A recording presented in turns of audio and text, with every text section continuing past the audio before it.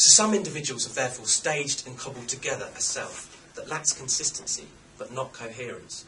In practice, individuals impose a strategy of segregation, separating their personal and their professional lives, that define each aspect of their identity. The tension between environmental and consumerist values has the effect, as Ghislaine outlines, of fragmenting people's lives between professional and private, each of these being dominated by different, if not indeed contradictory, norms and values. And this is perhaps something we're relatively familiar with in mainstream lives, the way people separate the personal and professional. Within mainstream society, it may be considered normal for economic values of efficiency, production, competitiveness to characterise work priorities, for example, and comfort, security and the ability to empathise, for example, to characterise our personal lives. It may be expected that in alternative lifestyles that are evoked within the spaces of CAT, these would be more closely aligned with the values of home and humanity than in the mainstream. And as a consequence, individuals may be more open to aligning their personal and professional selves. But what we've seen in the case of individuals we've looked at so far is something different. Here the professional self is green and the personal self is red. These individuals have adopted this strategy of segregation in order to negotiate the contradictions of their individuated tensions of environmental decision-making. Cleaving the self allows a distinct space where environmental ideals can take priority in their professional lives, as well as creating a separate space in which the values of industrial and capitalist society can have more influence in their private lives. This strategy is successful in defending their apparently deviant environmental ideals from potential ridicule, whilst also living out a professional existence that is both rewarding and fulfilling on a personal level. However, many individuals at CAT face up to the trade-offs involved in becoming green by seeking to align their personal and professional identities. These individuals feel strongly what Yifu Tuan has called the cultural pull of consistency, the idea, in his words, that what is integral and whole is good and should stay that way. The following respondents illustrate how some wish to integrate all aspects of their identity. As they outline, there was no real connection between some people's private lives and their job. And for me it was like, you're working at CAT and that isn't enough. And it wasn't enough for me. I couldn't see how you could be that disconnected about it. I don't really see how you can work here and then not live, or at least try to live, what you preach. How can you separate your life so clinically? So this latter set of individuals does not engage with compromises involved in environmental decision-making by employing a strategy of segregation. Rather, they have sought employment at CAT in part to unify or align their personal and professional identities.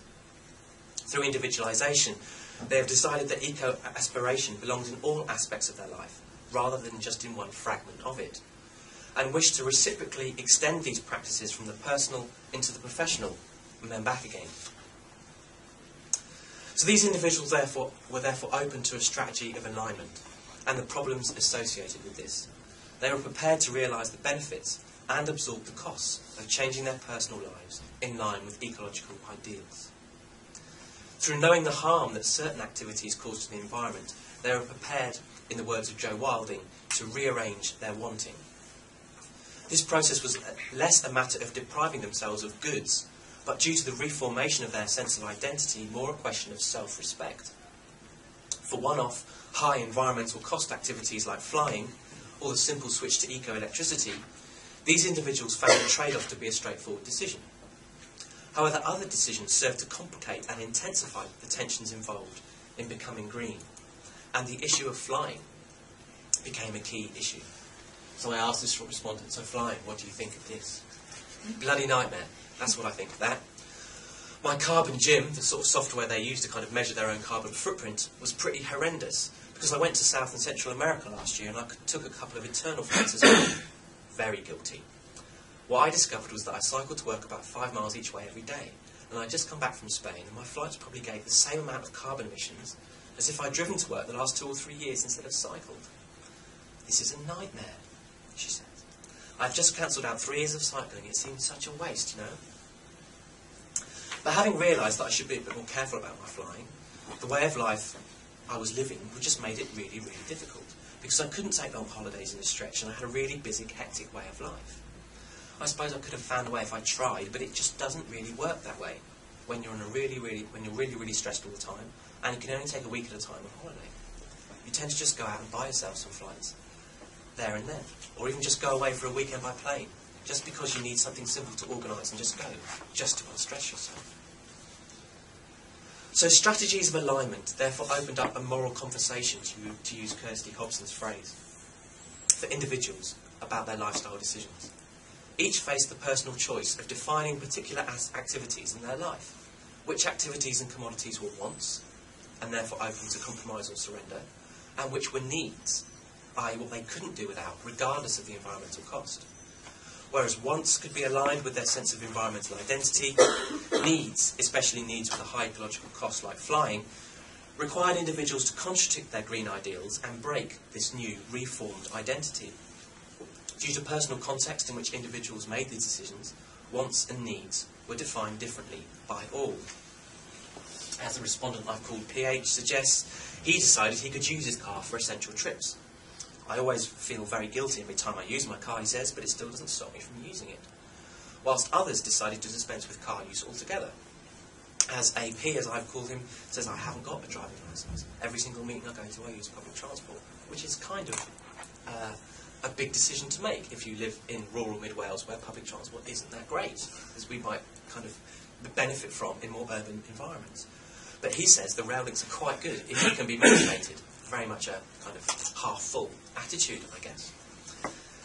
So the moral conversation left all respondents facing up to their tensions involved in environmental decision-making. While some found it possible to trade off singular activities, such as a short break flight, many found it more difficult to align regular activities such as commuting, nappy use, shopping, etc., with a pure environmental ideal. So thus, in the face of this reality, some individuals had to come to the conclusion that it was impossible to successfully negotiate the trade-offs involved and achieve a wholly sustainable life in contemporary society. As a consequence, these individuals had attempted to adopt a more pragmatic approach to becoming green. And this is a nice quotation that outlines that sort of approach, this politics of pragmatism.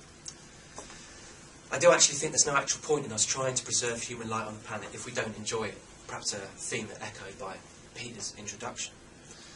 It's about quality of life and that sort of thing, but I kind of think there's a place for little treats, but not flying if we can possibly avoid it. It's not an excuse for damaging the planet, but it's a feeling that I think the planet can afford us to have the odd cream cake. And using this kind of metaphor that, it's kind of naughty, but it's nice, as, perhaps not everything in moderation, but every once in a while we shouldn't beat ourselves up about doing something that we know is not environmentally pure in word and deed. And therefore there is this broader politics of pragmatism being generated through the reality of realising that we are tied into these tensions of living in an industrial, carbon-intensive society.